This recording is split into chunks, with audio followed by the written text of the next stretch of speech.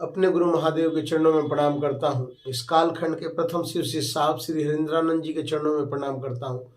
शक्ति स्वरूपा माँ दीदी नीलम आनंद के चरणों में प्रणाम करते हुए आप सभी गुरु भाई बहनों को प्रणाम करता हूँ। जैसा कि आप लोग जानते हैं कि शिव गुरु हैं और साहब श्री हरिंद्रानंद जी के द्वारा बताए गए 3 नियम कि पहले में दया की याचना कीजिए कि महादेव आप मेरे गुरु हैं, मैं आपका शिष्य हूँ या शिष्या हूँ, मुझ पर दया कीजिए। दूसरा नियम कि आप जनमानस में बताइए कि शिव मेरे गुरु हैं, शिव आपके भी गुरु हो सकते हैं। और तीसरा नियम 108 बार प्रणाम निवेदित करना है अपने गुरु महादेव को 24 घंटे में, कभी भी किसी भी अवस्था में। ये 3 नियम बताए साहब ने।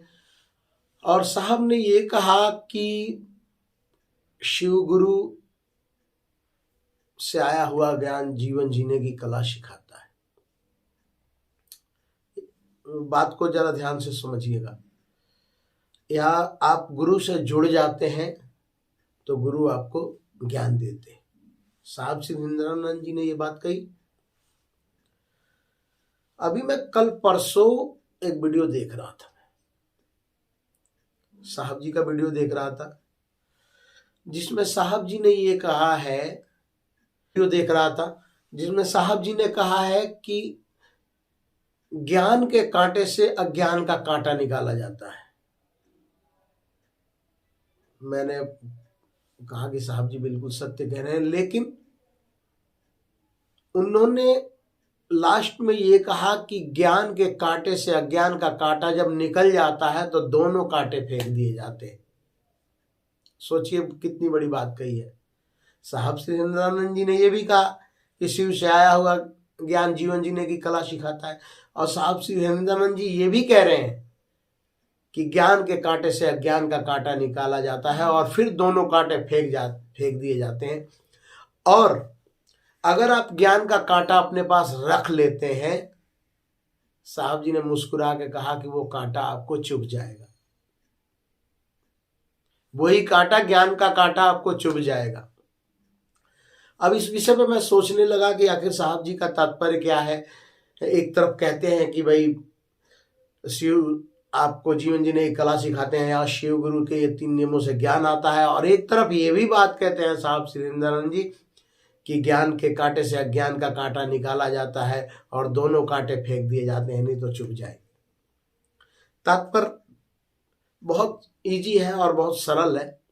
मैं अपनी भाषा में समझाऊं और आप लोग भी इस विषय पे विचार विमर्श कीजिएगा कि आखिर साहब जी ने ऐसा क्यों बोला है। मैं अभी इस विषय पे बोलूंगा, लेकिन उससे पहले मैं आपको एक बात बता देता हूं कि कई बार मैं चर्चा में जाता हूं तो जैसे कोई व्यक्ति साहब श्री हरिंद्रानंद जी के बारे में कुछ बोलते हैं या कोई गुरु भाई साहब श्री हरिंद्रानंद जी के बारे में बात करते हैं, तो कई बार साहब ने भी कहा कि तुम मेरे बारे में बोल रहे हो, तुम अपने गुरु के बारे में बोलो। साहब जी ने भी ये बात कही। मैं कहीं चर्चा में गया था, वहां पे मैंने देखा था कि एक गुरु भाई आए और महादेव की चर्चा कर रहे थे, और चर्चा करते करते मतलब साहब जी के बारे में उन्होंने कुछ बातें बताने लगे लोगों को, तो साहब थोड़ा नाराज हो गए थे कि तुम मेरे बारे में क्या बोल रहे हो, तुम अपने गुरु के बारे में बोलो। ठीक बात है। और इस तरह की कुछ जिज्ञासा और भी गुरु भाई बहन है मेरे साथ जो जुड़ते हैं, वो कहते हैं कि भाई आप अपने विषय में बताइए ना कि आप क्या कर रहे हैं, साहब ने क्या किया, इस विषय पे आप लोग ज्यादा बोलते हैं, आप अपने बारे में बताइए। तो मैं इस विषय पे कई दिन से सोच रहा था कि आखिर भाई जो जिज्ञासाएं किसी के मन में आती हैं या किसी के मन में ये आता है कि भाई ये अपने अनुभूतियों को नहीं बता रहे हैं, महादेव के बारे में कम बोल रहे हैं, साहब जी की गाथा के बारे में बता रहे हैं। तो देखिए मैं जो अपनी सोच हूं, और ये मेरी खास तौर से भी आप लोगों से भी जिज्ञासा है मेरी कि आप लोग क्यों साहब श्री हरिंद्रानंद जी को याद करते हैं। आप साहब श्री हरिंद्रानंद जी को क्यों याद करते हैं, ये मेरी जिज्ञासा है। और आप लोगों से हाथ जोड़ के विनती है, प्रार्थना है कि आप लोग अगर गुरु भाई मुझे समझते हैं तो इस जिज्ञासा का जरूर जवाब दीजिएगा कमेंट में लिख के। जो भी आपको आपके समझ में आता है महादेव की दया से, आप जरूर लिखिएगा। लेकिन मैं बता रहा हूं आप लोगों को कि मैं क्यों साहब श्री हरिंद्रानंद जी को याद करता हूं। हर चर्चा में या कहीं भी जाता हूं या कोई गुरु भाई साहब के बारे में जब बोलते हैं तो कितना अच्छा लगता है। इसका मैं अपने भावनाओं को आपके समक्ष रख रहा हूं। मैं ये नहीं कह रहा कि जो मैं हर बार यही कहता हूं कि जो मैं कह रहा हूं वो सत्य ही है, लेकिन मैं इतना जरूर जानता हूं कि मेरी जो अनुभूतियां हैं, मैं महादेव की दया से आप लोगों के अंदर भी आती हैं या साहब दीदी की दया से आप लोगों के अंदर भी अनुभूति आती है, लेकिन मैं उसी विषय पे सोचता हूं जिस विषय पे मेरा मन उस बात को पकड़ लेता है। अब मैं आपको बताता हूं, छोटी सी बात बताता हूं कि मैं क्यों साहब को याद करता हूं, या हर बार साहब की बातें जो व्यक्ति गुरु भाई कहते हैं तो मुझे क्यों अच्छी लगती है, इन कानों को क्यों अच्छी लगती है। सर्वप्रथम साहब को ये जब अनुभूत हुआ कि शिव गुरु है, तो साहब श्री हरिंद्रानंद जी ने अपने जीवन मरण के बंधन से मुक्त होने का उपाय ढूंढा था, ना कि हम लोगों के लिए ढूंढा था। उन्होंने ये सोचा, ये समझा कि नहीं, शिव गुरु की जरूरत पूरे जगत को है, और उन्होंने ये प्रचार प्रसार फैलाया कि महादेव मेरा गुरु है, महादेव तुम्हारा गुरु भी हो सकता है।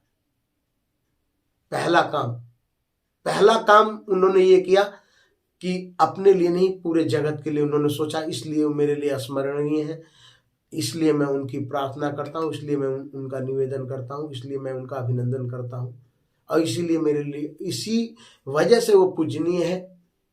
दूसरी बात, कभी भी कोई भी व्यक्ति को यदि मूल्यवान वस्तु मिल जाती है तो सिर्फ अपने बारे में सोचता है। आज मैं इस वीडियो के माध्यम से आप लोगों को संदेश पहुंचा रहा हूं, तो ये साहब श्री हरिंद्रानंद जी की देन है कि सच्चे गुरु से मिलाया उन्होंने। आज जगत में आप ढूंढते रह जाइएगा, कोई आज सच्चाई और पवित्रता बस क्षणिक मात्र की रह गई है। लोग अपने खुद के ऊपर विश्वास नहीं करते हैं, जगत की तो बात छोड़ दीजिए। साहब श्री हरिंद्रानंद जी ने अनमोल रत्न जो निकाल के हमको दिया, इसलिए वो मेरे लिए स्मरणीय है। और सब तीसरी बात, सारी बातों की एक बात मैं बता रहा हूं आपको कि इस धरती पे इस जगत में जिसने भी उस परमात्मा का स्मरण किया है, उसका नाम स्वर्ण अक्षरों में लिखा गया है।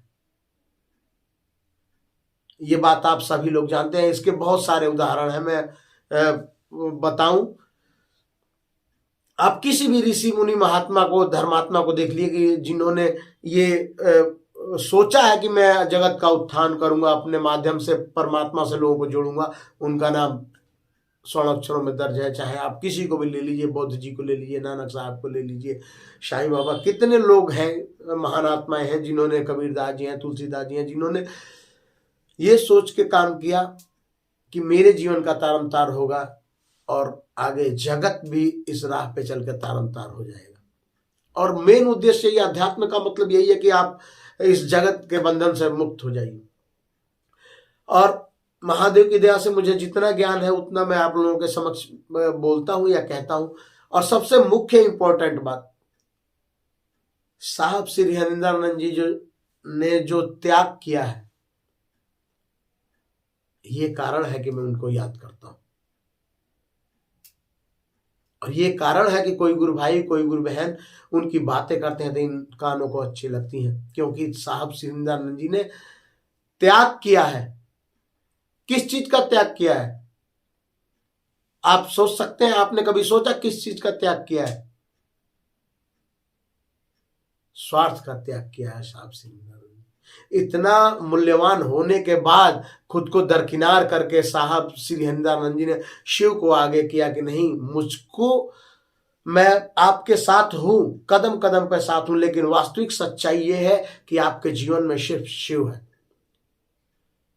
और अभी मैं बात कर रहा था ना, साहब श्री हरिंदरानंद जी ने कहा है कि ज्ञान के कांटे से अज्ञान का कांटा निकाल के फेंक दीजिए। आप जितना ज्ञान लगाइएगा ना कि वो व्यक्ति क्या बोल रहा है, ये व्यक्ति क्या बोल रहा है, तो उस दिन वही ज्ञान का कांटा आपको खुद चुभने लगेगा, आप दलदल में फंस जाइएगा।